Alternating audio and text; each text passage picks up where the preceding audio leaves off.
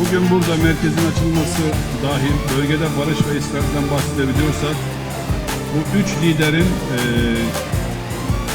çabaları ve ortaya koydukları kararlı iradeyle sağlanmıştır ki bunlar Türkiye Cumhuriyeti Cumhurbaşkanı Recep Tayyip Erdoğan, Rusya Federasyonu Başkanı Sayın Putin ve Azerbaycan Cumhurbaşkanı Sayın Aliyev sayesinde olmuştur.